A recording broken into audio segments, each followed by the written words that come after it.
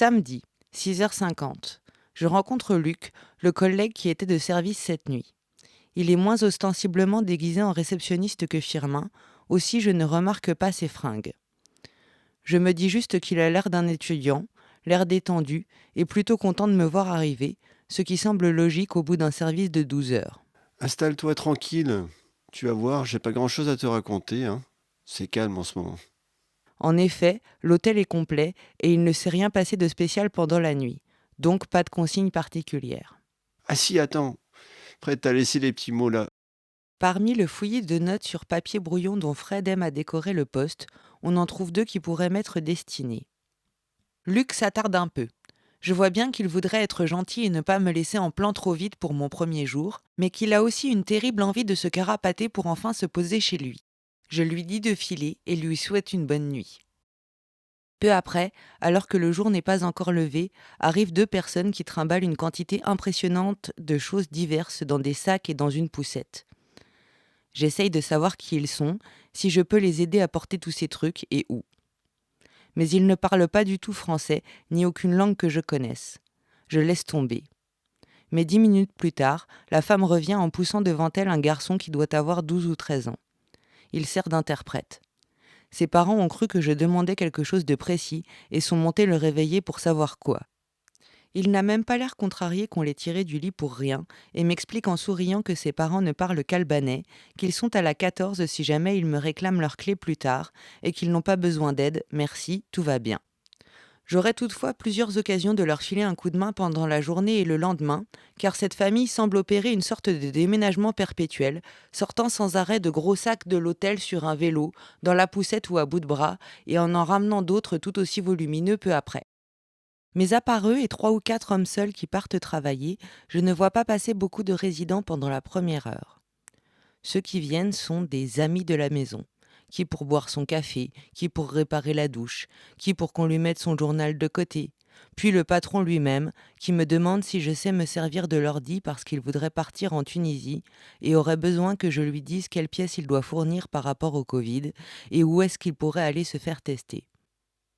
J'essaye de regarder, mais la bécane choisit ce moment-là pour planter et je me retrouve face à un écran noir.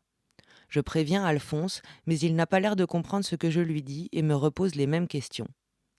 2 heures plus tard, quand j'ai enfin réussi à remettre le truc en route, je réalise qu'il roupille dans le bureau. Le monsieur russophone de la 40 qui marche avec 2 béquilles me demande comment je vais et me fait comprendre que lui, pas du tout, en me désignant le CL gris, puis son bras et sa jambe droite en disant « métal dedans ». J'apprendrai plus tard qu'il s'est fait ça en tombant d'un échafaudage.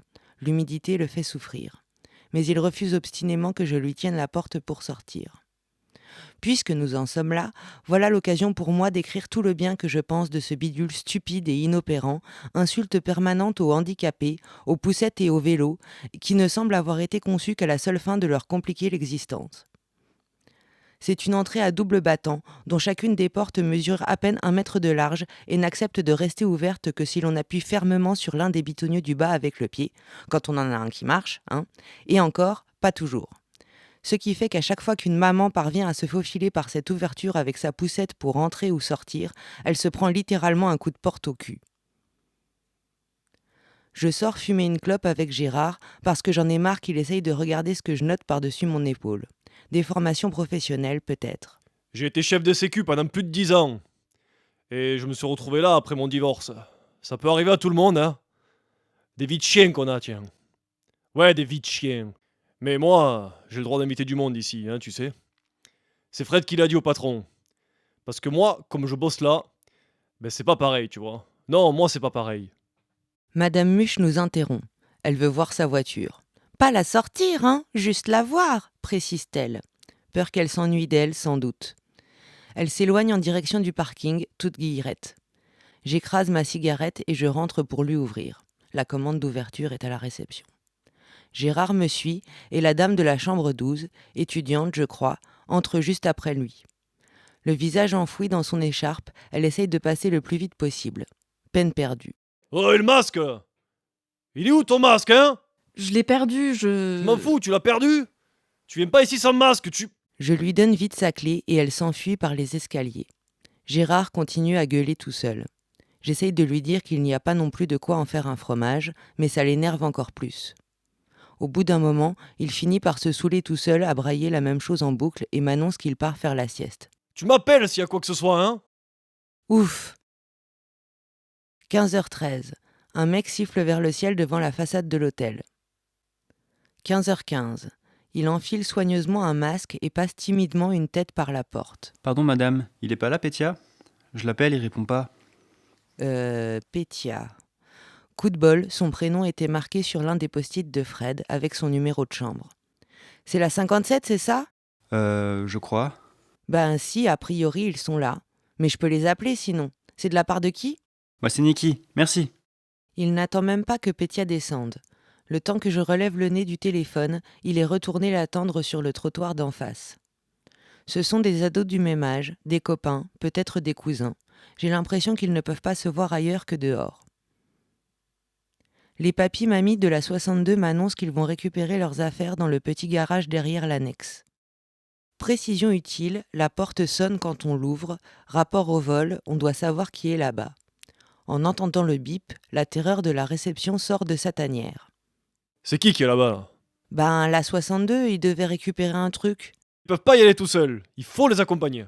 Et ils se lancent à leur poursuite. Je l'entends vociférer depuis le poste au moment où il les rejoint. Ça commence à me courir, ça. Je laisse tout en plan et me dirige vers le bruit. « Arrête, Gérard! Je leur ai dit qu'ils pouvaient y aller. Les engueule pas! C'est ma faute, ok? Laisse-les tranquilles! » Je m'attends à un nouveau chapelet interminable, mais cette fois, sa colère tombe d'un seul coup. Je les engueulais pas. Je disais juste gentiment. Ils le savent, quoi. Enfin, comme ça, du coup, tu sauras toi aussi, quoi. Faut aller avec eux. Je suis contente de voir revenir Luc et de lui repasser le témoin. Je remarque qu'il a apporté son ordinateur. J'avais bien songé à prendre le mien, moi aussi, mais j'avais renoncé à cause de l'exiguïté du poste. Je me demande où il peut bien réussir à le caser, mais tout s'enchaîne très vite. Je suis fatiguée, et la personnalité tonitruante de Gérard occupe tout l'espace, si bien que j'en oublie de poser la question et me carapate à mon tour. Dimanche, 6h50. Même topo qu'hier avec Luc, qui retarde un peu son départ en voyant un groupe de mecs complètement torchés s'amener vers nous en nous demandant une chambre. Quand ils reviennent une demi-heure après, je me dis d'abord qu'ils attendaient que je sois seule pour réessayer, mais je réalise ensuite qu'ils ont fait le tour des hôtels du quartier et ont oublié qu'ils avaient déjà posé la question ici. Et du coup, j'ai encore oublié de demander à Luc où il posait son ordi. Sinon, le dimanche matin, c'est encore plus mort que le samedi. J'ausculte la marée de paperasse qui m'entoure et tombe sur un papier siglé CCAS Pôle Hôtel SIAO Veille Sociale. Une infirmière puéricultrice doit voir certaines familles en entretien et il faut les prévenir de sa visite. 9h15. Il me vient des envies de meurtre. L'ami de la maison, venu boire son café, en t-shirt quelle que soit la température, me tient la jambe depuis plus d'une demi-heure et je n'arrive toujours pas à savoir de quoi il me parle, bien que le français soit sa langue maternelle. Je crois qu'il est question de Courchevel, de Mathieu Ricard, de pneus-neige, des discours de Sarko. C'est comme s'il déclamait d'une traite une suite de mots tous collés entre eux. Il parle si vite que son minuscule expresso a eu le temps de refroidir avant qu'il ne trouve le temps de le boire. Je suis donc ravie de voir Gérard nous rejoindre, sa tasse de café à la main. Il prend le relais pour faire semblant d'écouter le type, jusqu'à ce qu'il finisse par s'en aller. Passe le couple de l'A35. Je les reconnais. C'est elle qui craignait d'avoir l'appendicite jeudi. J'apprends que leur bébé a fait un séjour à l'hôpital parce qu'il était fiévreux. Gérard prend des nouvelles, puis ajoute à l'adresse de la maman. Mais tu sais, je pourrais te gronder, moi, hein, un peu. Pourquoi? Tu devrais pas le sortir autant par le froid qu'il fait. Il est trop petit. Il a quel âge déjà? 2 mois. Ben oui, tu vois, il est vraiment trop petit. Lui, il supporte pas le froid comme toi et moi. Ça lui fait pas pareil, tu comprends? 13h15. Pause clope avec Gérard et le monsieur de l'A23. Il a vraiment très envie de discuter malgré la barrière de la langue. Il a sa méthode. Il dit tout en albanais et cherche à traduire simultanément la conversation par gestes. Il montre ses papiers, j'entends le mot travail, fait un geste avec ses mains pour dire plus tard. Geste de conduire une voiture, geste argent. Pour une bonne voiture, faut compter dans les 2000 €. Geste 2 avec les doigts. Ouais, une bonne voiture, ouais. 2000. Geste moi, travail, geste temps qui passe, geste toi en direction de Gérard, répété 2 fois, geste voiture, geste moi, geste argent, geste toi. Signe de tête, sourire, signe de la main, au revoir. Quand il aura mis assez d'argent de côté et que ses papiers seront à jour, il voudrait que Gérard l'aide à acheter une voiture. C'est comme ça, en tout cas, que je me suis traduit la conversation. Il repart à vélo. Je me dis qu'il faudrait au moins que j'apprenne à dire bonjour en albanais. 14h45. Prise de conscience soudaine. Je ne suis pas réceptionniste, mais vigile. Je ne dois laisser entrer que les personnes qui sont sur la liste et vérifier qu'ils suivent le règlement. C'est un constat peu réjouissant. Justement, peu après, un homme d'une 60aine d'années, que je ne connais pas, insiste pour que j'appelle sa fille, du moins c'est ce que je crois. J'essaye de savoir son numéro de chambre, ou au moins son nom. Mais il ne parle pas français et dévide les mots à une vitesse folle. Je ne comprends rien, il s'en agace et commence à devenir agressif. Je me résous finalement à déranger Gérard pour savoir ce qu'il en est. Ben oui, c'est la 38. Évidemment, j'aurais dû le savoir, ça. 16h15. Le monsieur de la chambre 16 me demande de l'aider à se connecter au Wi-Fi avec son téléphone. J'essaye de mon mieux, mais je suis aussi efficace qu'un presse-purée dans une horlogerie. La dame de la 45 passe avec ses 4 gosses dans les jambes et s'enquiert par geste du problème. Elle cherche à son tour une solution, et c'est ainsi que je découvre qu'elle parle espagnol et qu'on peut donc communiquer facilement. C'est assez chouette, j'ai l'impression de rencontrer une nouvelle personne, du coup. Mais elle doit partir, et ça ne marche toujours pas. Gérard se lève de sa sieste, essaye avec nous, toujours sans résultat, puis s'énerve après les gamines espiègles qui chahutent dans le couloir. Le monsieur de la 16, qui ne désespère toujours pas de faire marcher son téléphone, me fait remarquer entre parenthèses que Gérard fait plus de bruit que les gosses. C'est vrai, mais cette fois, ça ne dure pas longtemps. Il revient vers nous. Je crois bien qu'on a tout essayé. Là, je vois pas bien ce qu'on pourrait faire de plus. Puis tu sais, des fois, le Wi-Fi, il déconne. Hein. Le mieux, ça serait que tu repasses après 19h. Quand le collègue Bougre sera là, il s'y connaît, lui, pour ces trucs. Force est de constater qu'il a raison, et le monsieur de la 16 s'en va en me remerciant chaleureusement plusieurs fois, alors que je lui ai fait perdre une demi-heure pour des prunes. Alors que je fais la conversation avec une pipelette fort sympathique, elle se rend compte que sa mère a fait déborder du lait en le chauffant au micro-ondes et se précipite pour nettoyer, refuse que je l'aide et m'énumère tous les plats qu'elle a appris à faire avec cet engin depuis qu'elle est là. Les pâtes, le riz, presque tout en fait. Sauf la semoule, hein, ça c'est trop fin. Gérard nous rejoint, il a dû reconnaître sa voix. Salut, tu voulais me demander quelque chose, non? Elle acquiesce. Je sens que ce qu'elle avait à demander ne me regarde pas, je retourne à mes notes.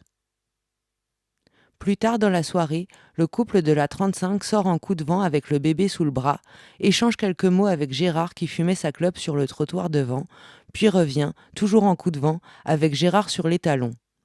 Le mec dit qu'il a vu le patron, mais on ne sait pas bien de qui il parle. Si je sors, si elle sort, on va avoir des emmerdes cette fois. Des grosses emmerdes. Et ils remontent dans leur chambre aussi vite qu'ils en sont descendus.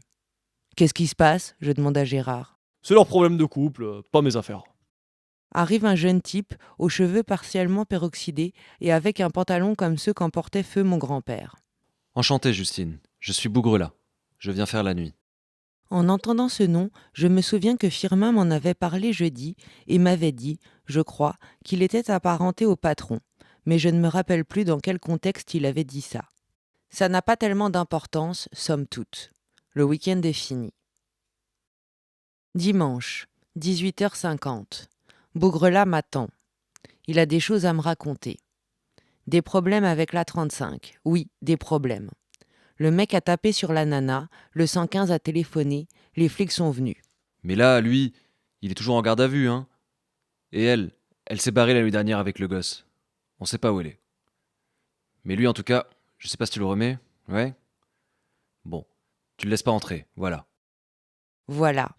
Mais je lui dis quoi, moi, au mec, s'il revient, à part juste « tu rentres pas ». Bien sûr, que la priorité c'est qu'il mette pas sa compagne en danger. Mais qu'est-ce qu'on fait du reste? De tout le reste? Par chance, la 44 a renversé de la flotte sur sa prise. Problème à la fois complexe, vu que je ne sais absolument pas où est l'armoire électrique et que je ne peux pas abandonner mon poste, et très simple. Ça a quelque chose de reposant, je me concentre sur autre chose. De la bête logistique. Gérard surgit. T'inquiète, je m'en occupe. Bon. Passe la 5. Il a une voix très douce, est toujours très poli, mais n'ose jamais engager la conversation. Mais cette fois, Ça fait longtemps que je t'ai pas vu. je bosse que le week-end, c'est pour ça. Ah bon? Je reviens vendredi. D'accord, je passerai. J'essaye de poursuivre, mais il s'est déjà faufilé vers sa chambre. Le week-end dernier déjà, il avait remarqué que j'avais passé toute la journée vissée à la réception et m'avait demandé si j'allais y rester aussi la nuit. J'avais simplement répondu que, comme tous les humains, je dormais aussi, parfois. Samedi, 14h50. 2 types d'une trentaine d'années que je ne connais pas se pointent à la réception et déposent une carte de police sur le comptoir après m'avoir salué. Ça me rappelle instantanément une mésaventure que j'ai eue il y a quelques années quand je travaillais dans un hôtel de chaîne près de la gare. La scène commence exactement de la même manière, sauf que la veille, un militaire m'avait fait le même manège en réclamant une réduction sur sa nuitée. Ce jour-là donc, en voyant la carte de police, je me tourne tout naturellement vers ma collègue en lui demandant « Tu sais si on fait des réducs pour les policiers ?» Très gêné, l'un d'eux répond « Non mais on veut pas de chambre, mademoiselle, on vient voir votre directrice. » Alors aujourd'hui, forcément, en voyant ça, mon premier réflexe est d'avoir envie de rire en repensant à cet épisode débile. Mais je déchante très vite. On voudrait parler à Madame Intel. Panique à bord. Pas moyen de me rappeler qui est cette Madame Intel et surtout, pas moyen de savoir si ses papiers sont en règle. Car ma première crainte, c'est qu'ils viennent lui chercher des poux dans la tête à cause de ça. J'ai vu trop de gens se faire envoyer au CRA au seul motif qu'ils étaient en situation irrégulière. Panique, panique, panique. Je vois déjà les 2 gars m'embarquer une résidente Manu Militari. Non, non, non, pas question. J'aurais vraiment dû me préparer en amont à ce type de situation. Je suis désemparée. Comme j'ai pas tellement le choix, je décide de gagner du temps et fais semblant de regarder mon tableau de clés, même si j'ai pas la moindre idée de son numéro de chambre. Ah, je suis désolée, mais elle est pas là. Vous pensez qu'elle sera de retour en fin d'après-midi? Alors ça, je peux pas vous dire. Bon, on repassera tout à l'heure alors. Merci.